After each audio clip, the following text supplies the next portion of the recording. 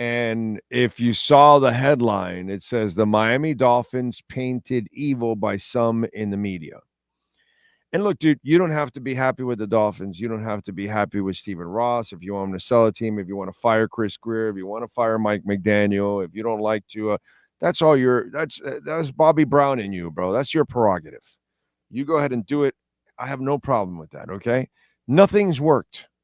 So any of you that want to blow anything up, you got everything to stand on. Okay, but I just like to be fair in all of this. And I talked a little bit with Furones about this, but the Dolphins, dude, we're going to have plenty of time to praise Riley for all the great things that he's done. And in the last 10 years, we can pick on him for a lot of the bad.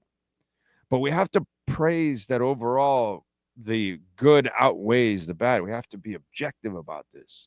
Well, you have to be objective about it because, like Christian Wilkins, I still hear people say, well, they showed they weren't dedicated. They didn't pay Christian Wilkins. Well, bro, that was actually a good decision. He's not a pass rusher that you pay that kind of money. And look, he ended up getting injured. And now he's starting the year on the pup list. So he hasn't even been able to come back from that injury, which happened very early in the season last year. So we're coming up on a calendar year now, and he's not ready. You're going to pick on him for Tyreek because I do. I didn't want to pay Tyreek this year. I wanted him off. Legit. But the whole Jonnu Smith situation, whatever changes they think they're going to make down the line or something, because I think they are, well, they didn't want to commit long-term to the guy, and they had him under contract. And they negotiated a great contract.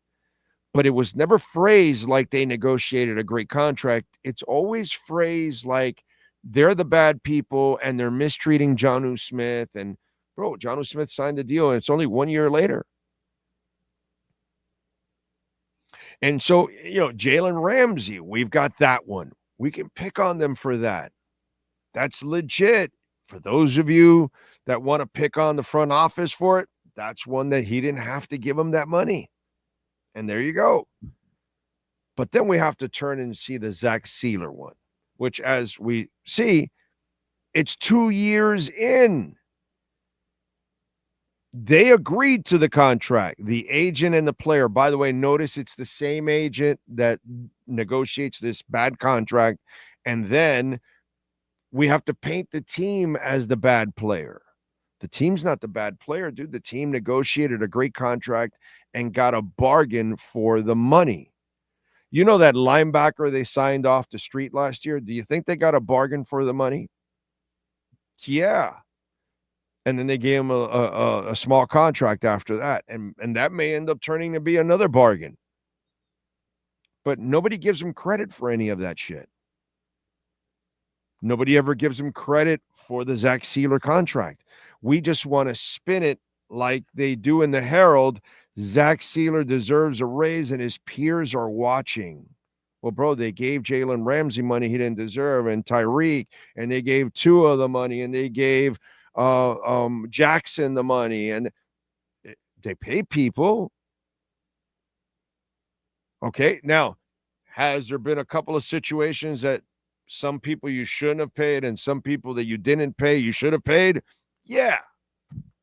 And we can go and talk about Hunt and Van Ginkel and so on and so forth. But Calais Campbell was a steal of a contract.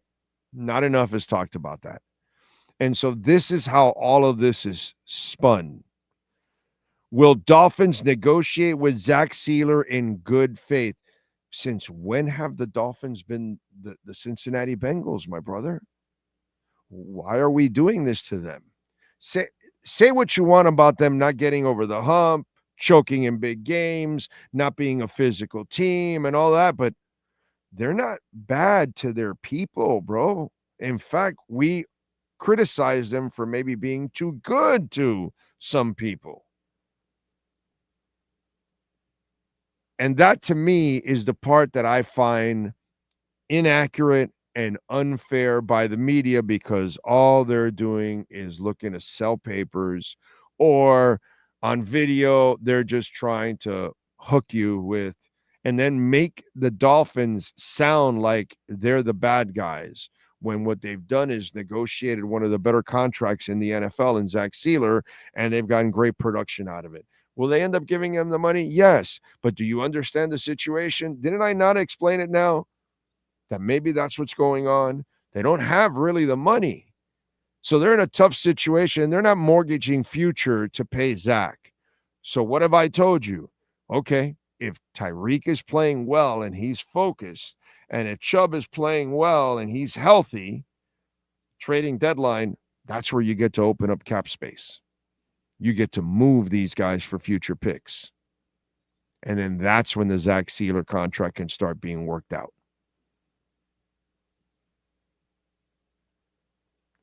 But it instead, no, oh my God, they have no money for Savanaya. It'll be penny pinching from here. Let's sensationalize shit.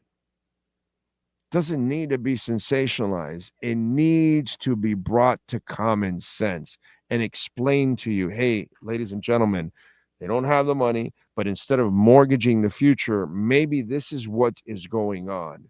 Maybe, as you've seen, there hasn't been a lot of urgency in the offseason.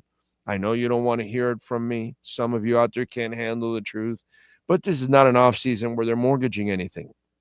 So since they're not doing that, they're probably not going to mortgage the future for Zach Sealer either.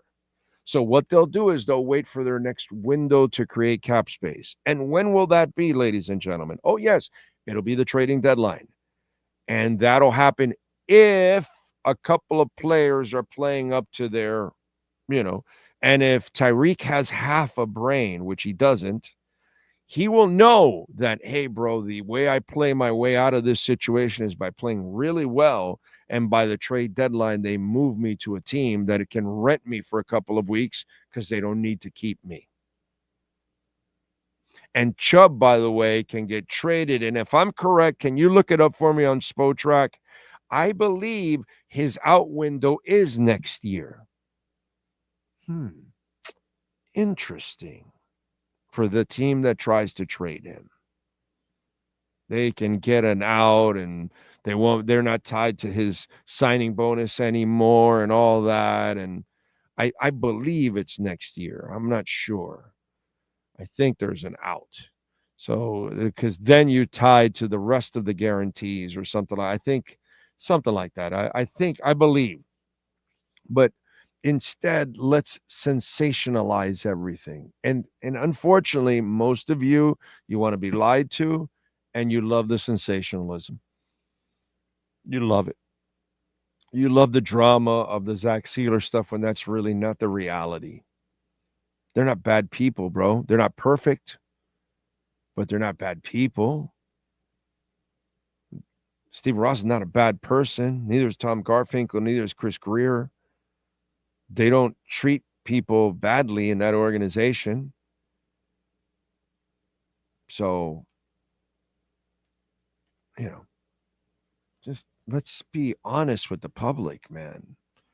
Let's not try to, sensationalize things because we want to create some kind of, we need the views and all that. And it's a shame. I know, dude, I know what I do is not a popular thing. It's not a thing that the general public likes and all that. I'm an acquired taste. And I understand that. And that's fine. And I'm good with that. I'm totally good with that. But I'm not going to play this game. I'm not going to play the game that everybody else plays. Just not going to do it. I'm not going to do it. I'd rather just tell you guys straight up what I think is going on. Might be right. Might be wrong.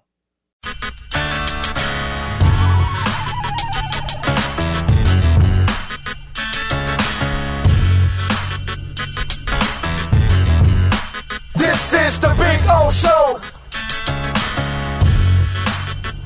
This is the Big O Show.